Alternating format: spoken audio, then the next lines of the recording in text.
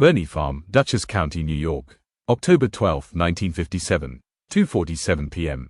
A journalist from Life magazine drives up a dirt road that winds through 200 acres of farmland. His name is Richard Lemon. He's 28 years old. This is his first major assignment. He's been driving for 3 hours from Manhattan. The road is unpaved. His rental car kicks up dust that hangs in the October air. On both sides, fences. Behind the fences, horses. Shorthorns, Morgans. They graze without looking up. The farm is silent except for wind through trees and gravel under tires. He's been told to expect nothing. What happens in the next 90 seconds doesn't just end an interview before it begins. It redefines what Hollywood owes the public. Lemon parks in front of a white farmhouse. Simple, 2 stories, wooden porch, rocking chair, no gates, no security, no indication that one of the biggest movie stars in America lives here. He checks his notes, confirming the address. This can't be right. James Cagney lives here. The man who played Tom Powers in Public Enemy. The gangster who shoved a grapefruit into Meg Clark's face. The actor who won an Oscar for Yankee Doodle Dandy. Who commanded $50,000 per picture at his peak. Who made Warner Bros. Millions. He lives on a farm. With horses. And no gates. Lemon gets out of the car. Carries a briefcase. Inside, tape recorder, notebooks, 3 pens, research files 2 inches thick. 25 years of James Cagney's career distilled into newspaper clippings and studio press releases. But almost nothing personal, almost nothing about the man behind the performances. Because James Cagney has given exactly 0 in-depth interviews in 27 years of film acting. 0 magazine profiles, 0 personal features, 0 sit-downs where he talked about his childhood, his marriage, his beliefs, his private thoughts.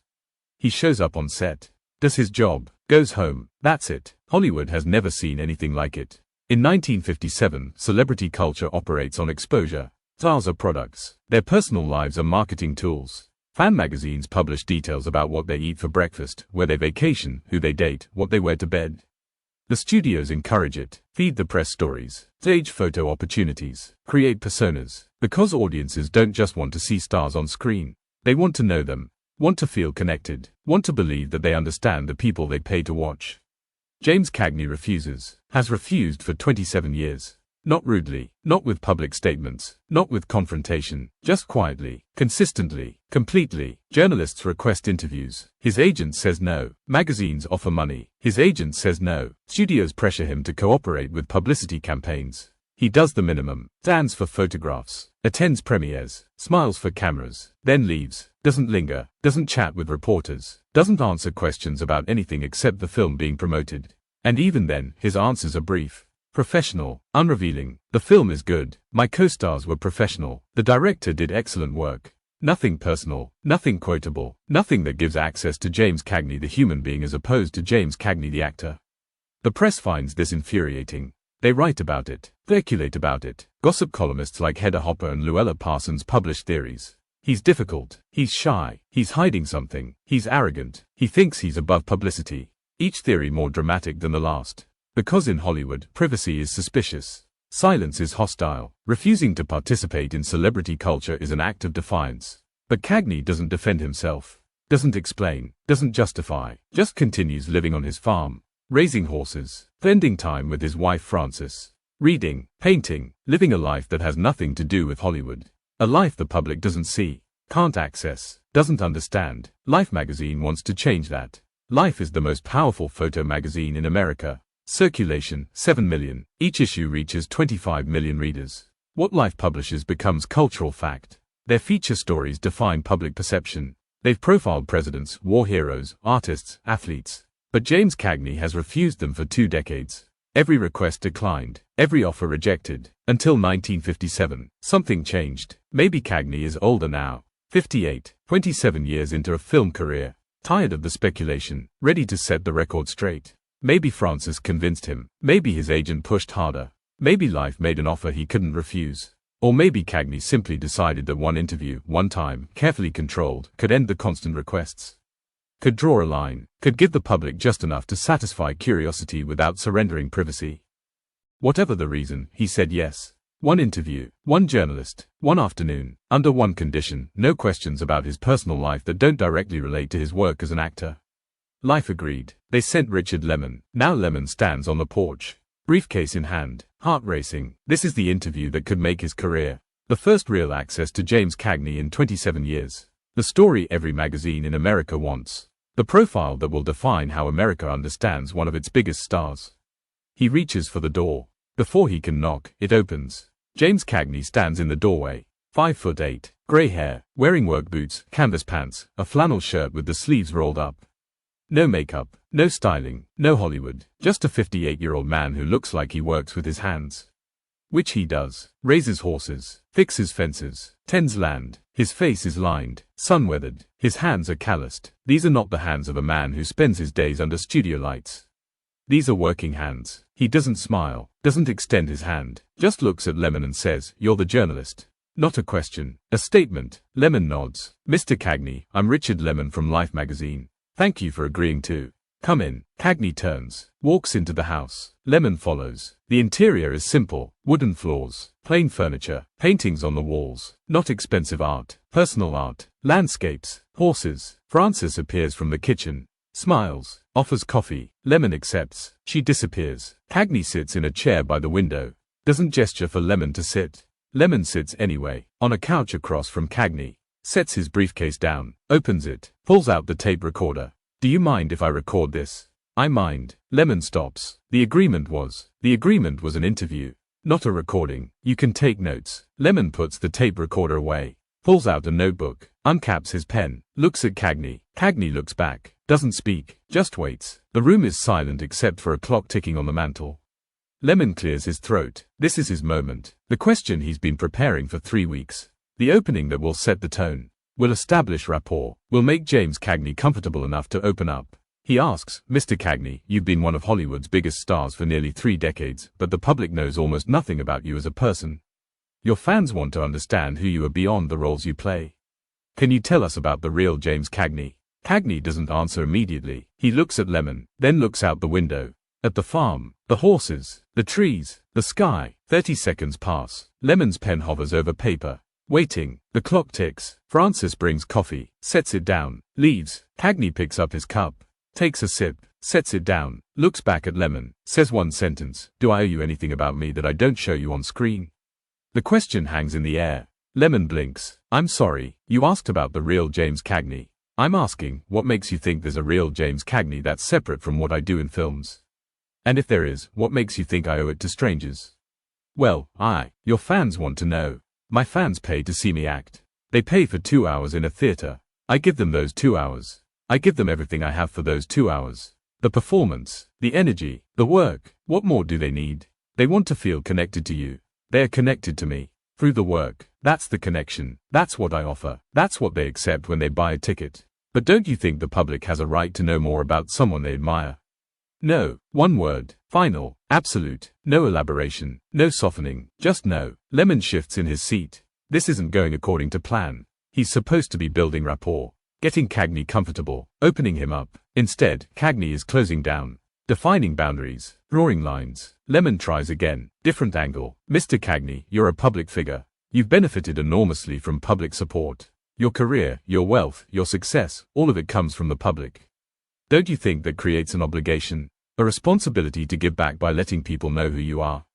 Cagney sets his coffee down, leans forward slightly. His voice doesn't rise, doesn't sharpen, stays calm, measured, but something shifts in his eyes. Not anger, clarity. "Let me ask you something. You work for Life magazine. You're a journalist. When you go home at night, do you owe your readers a detailed account of what you had for dinner? What you talked about with your wife? What you think about when you're alone? Do they have a right to know those things because they buy the magazine you write for?" "That's different. I'm not famous." "How is it different?" "Because people don't care about my personal life. They care about yours. And that makes my personal life their property." "No, but then what are we talking about?" Lemon pauses, regroups. "We're talking about the relationship between a star and their audience. The implicit contract that when someone becomes famous, they accept that their life becomes public in certain ways." "Show me the contract." "I'm sorry. Show me where I signed a contract that says my personal life belongs to the public. Show me the clause that says fame equals surrender of privacy. Show me where it's written that doing my job well means I owe strangers access to my thoughts, my home, my family, my private self." It's not a literal contract. It's an understanding, a cultural expectation, an expectation I never agreed to. The room goes silent again, this time longer. Lemon looks at his notebook. at the questions he prepared. 30 pages of carefully researched, thoughtfully crafted questions designed to reveal the man behind the myth. Questions about Cagney's childhood in the Lower East Side, his relationship with his mother, his marriage to Frances, his political beliefs, his hobbies, his fears, his dreams, his regrets, the full psychological profile that life readers expect, that life promised, that Lemon needs to deliver to prove he deserves this assignment. But sitting across from James Cagney, Lemon realizes something. Those questions won't get answered. Not because Cagney is being difficult, not because he's hostile or uncooperative, but because he genuinely believes that his personal life is not public property. That fame doesn't erase boundaries. That doing his job brilliantly doesn't create an obligation to perform his humanity for strangers. And more than that, he's thought about this deeply. This isn't a reflexive privacy instinct. This is a philosophical position, carefully considered, firmly held, non-negotiable. Lemon tries one more time. Mr. Cagney, I understand your position. I respect it, but I've driven 3 hours to get here. Life magazine has been trying to interview you for 20 years. Your agent agreed to this meeting. You agreed to this meeting. If you don't want to answer personal questions, why did you agree to the interview? Cagney stands, walks to the window, looks out at his farm, speaks without turning around. Because I wanted to make something clear. Once, on record, so that maybe people will stop asking. Make what clear? That I'm an actor. That's my job. I act in films. I do it well. I take it seriously. I show up on time. I know my lines. I give directors what they need. I treat my co-stars with respect. I work hard. That's what I owe. That's what people pay for. Everything else, my marriage, my home, my beliefs, my private thoughts, that's mine.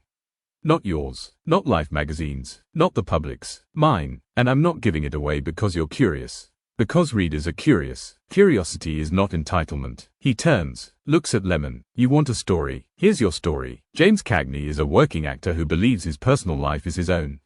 Who thinks that fame is the consequence of work, not the surrender of privacy. Who believes that audiences have a right to his performances, not his person. That's the story. That's all the story there is. Lemon stares at him. This is not a story. This is a non-story. This is the article Life won't publish because it doesn't give readers what they want. What they expect, what they feel entitled to. He closes his notebook, puts his pen away, stands. Mr. Cagney, I appreciate your time, but I don't think Life will be able to use this. Without personal details, without access to your life beyond your work, there's no article. I'm sorry to have wasted your afternoon. Cagney walks to the door, opens it. You didn't waste my afternoon. You got exactly what I agreed to give. An interview. You asked questions. I answered them. That you don't like the answers isn't my problem. Lemon picks up his briefcase, walks to the door, stops, turns. Can I ask one more question? Off the record, just for me, not for publication. Cagney doesn't respond, doesn't nod, just waits. Why? Why are you like this? Why do you guard your privacy so fiercely when every other star in Hollywood understands that publicity is part of the job? Cagney thinks for a moment, then speaks, not to Lemon, to the question. Because I watched my father work himself to death for strangers. Watched him give everything to jobs that didn't care about him. Watched him come home empty every night because he'd left himself at work. I decided young that I wouldn't do that. That I'd give my work everything, but keep myself. That there'd be a part of me that stayed mine. That no one could buy. No matter how much they paid. No matter how famous I got. No matter how much they wanted it. He pauses. I'm not like this because I hate the public. I'm like this because I respect myself. And if that makes me difficult, then I'm difficult. But I sleep well. I know who I am. I'm not performing James Cagney for audiences who will never meet me. I'm being James Cagney for me. And for Frances. And that's enough. Lemon nods. Doesn't write it down. Doesn't try to memorize it. Just hears it. Thank you, Mr. Cagney. You're welcome. Lemon walks to his car. Gets in. Starts the engine. Looks back at the farmhouse. Cagney is still standing in the doorway. Watching him leave. Not hostile. Not friendly. Just present. Lemon drives down the dirt road. Back through the farm, back to the highway, back to Manhattan, back to the Life magazine offices where his editor asks how the interview went. He says, it didn't. The editor asks what that means. Lemon explains. Cagney refused to answer personal questions. Refused to give access. Refused to perform himself for public consumption. The editor is furious, calls Cagney's agent, demands to know why they wasted Life's time. The agent explains that Cagney fulfilled his commitment. He gave an interview. He answered questions. That Life expected something he never promised isn't his fault. Life magazine doesn't publish the interview. Doesn't publish anything about James Cagney. Just quietly files the notes away. But Lemon keeps the notebook. The one with Cagney's questions written in it. Do I owe you anything about me that I don't show you on screen? He reads it sometimes, years later, when he's covering other celebrities, other interviews, other personalities who perform their private lives for public consumption, who turn intimacy into content, who believe that fame requires total exposure. He reads Cagney's question and wonders what happened. When did privacy become suspicious? When did boundaries become hostility? When did refusing to perform your humanity become unreasonable? What James Cagney understood in 1957, what he articulated in that 90-second exchange, what he lived by for 27 years of film acting, was something Hollywood still hasn't fully processed. That there's a difference between public and private. That doing your job brilliantly doesn't erase that difference. That audiences have a right to your work, not your soul. That you can be generous with your craft and protective of yourself. That these things aren't contradictions. But Hollywood in 1957 wasn't ready to hear it. The studio system ran on publicity, on manufactured intimacy, on creating parasocial relationships between stars and audiences, on making people feel like they knew the actors they watched, like they were friends, like they had access. The whole system depended on stars surrendering privacy, performing their personal lives, giving audiences what they wanted, which was everything. Cagney said no, not publicly, not with manifestos, not with press statements, just with quiet, consistent refusal. For nearly 3 decades, he showed up for work, did his job, went home, let his performances speak, let his work define him, refused to let curiosity become entitlement, refused to let fame become invasion, refused to let Hollywood's expectations override his boundaries. And he paid for it. The press called him difficult, reclusive, arrogant, antisocial. Luella Parsons wrote that Cagney thought he was too good for publicity. Hedda Hopper suggested he was hiding something. The studios found him frustrating, hard to market, unwilling to cooperate with campaigns that required personal access. His refusal to participate in celebrity culture cost him roles, cost him opportunities, cost him relationships with executives who wanted stars they could control, stars who understood that publicity was mandatory, who played the game. Cagney didn't play, and surprisingly, audiences didn't punish him for it. His films kept making money. People kept buying tickets, not because they knew him personally, but because his performances didn't require backstory, didn't require context, didn't require access to his private life. You could watch James Cagney in White Heat, in Yankee Doodle Dandy, in Angels with Dirty Faces, and get everything you needed from what he gave you on screen. The intensity, the precision, the energy, the humanity, it was all there, in the work. He didn't need to explain himself in magazines to make his performances land. He didn't need to share his childhood trauma to make audiences understand his gangsters. He didn't need to perform his marriage to make his romantic scenes believable. The work was enough, and that terrified Hollywood. Because if the work was enough, if audiences didn't actually need personal access to love a star, if privacy and fame could coexist, then the entire publicity machine was built on a lie.